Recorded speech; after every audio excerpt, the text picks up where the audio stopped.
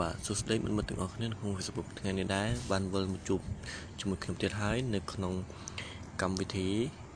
ណែនាំមិត្តមិត្តទាំងអស់គ្នាឲ្យយល់ដឹងអំពីកម្មវិធីទូរស័ព្ទដៃ Android របស់មិត្តមិត្តទាំងអស់គ្នាបាទថ្ងៃនេះខ្ញុំមានកម្មវិធីមួយដែលគេហៅថាកម្មវិធី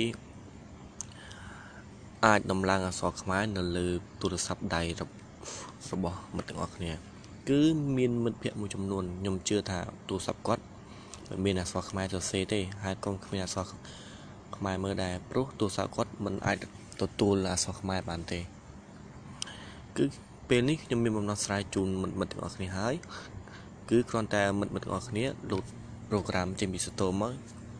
ហើយយើងទីតាំងវាទៅវានឹងអាចមើលអក្សរខ្មែរបានហើយប៉ុន្តែខ្ញុំទូរស័ព្ទមិត្តទាំងអស់គ្នាត្រូវតែ root សិនបាទគឺត្រូវតែ root សិនroot ហើយបានអាចដំឡើងអក្សរខ្មែរបាន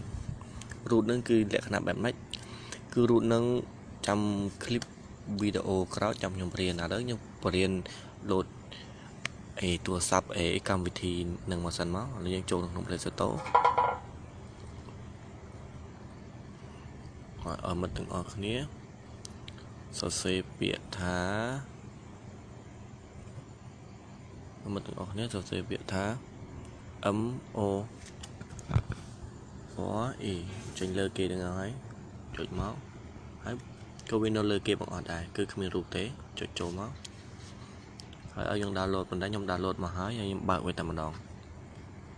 បាទវានឹងចេញមុនដំបូងវានឹងចេញលក្ខណៈបែបនេះវាមានថៃខ្មែរច្រើនភាសាគឺយើង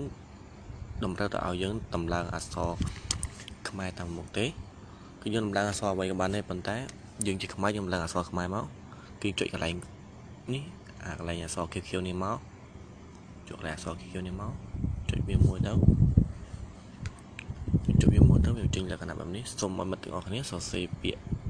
ថា KM ហើយប្រឡងទី2នេះគឺឲ្យទៅសេអក្សរធំគឺយើងសេអក្សរ K X គឺអក្សរធំហើយយើង save វាទៅបាទពេលនោះវានឹងចេញជាអក្សរខ្មែរបឲ្យយើងហើយនេះមិត្តទាំងអស់គ្នាឃើញទេបាទឃើញវាចេញបដូរជាអក្សរខ្មែរឲ្យយើងទេហើយយើងថយសិនយើងថយវាបាទសំបីតែត្រង់នេះមិត្តទាំងអស់គ្នាសង្កេតមើលទេមុនដំបូងវាចេញជាអក្សរអង់គ្លេសឥឡូវនេះវាបដូរមកជាអក្សរខ្មែរហើយវាចេញជាពាក្យលុបបើក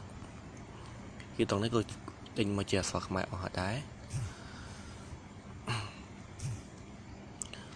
គឺវាបដូរទាំងអស់បាទខ្ញុំឃ្លាំងកម្មវិធីឥឡូវក្នុង Play Store នេះក៏វាបដូរដែរគឺបដូរអស់ហើយបាទឥឡូវខ្ញុំសង្ឃឹមថាមិត្តទាំងអស់គ្នានឹងអាចធ្វើបានបាទឥឡូវនេះខ្ញុំសូមអរគុណសូមមិត្តទាំងអស់គ្នាជួយ like ហើយជួយ share ប្រាប់តគ្នាផងគឺដើម្បីជាការចំណេះដឹងហើយជាការមើលព័ត៌មានខ្មែរយើង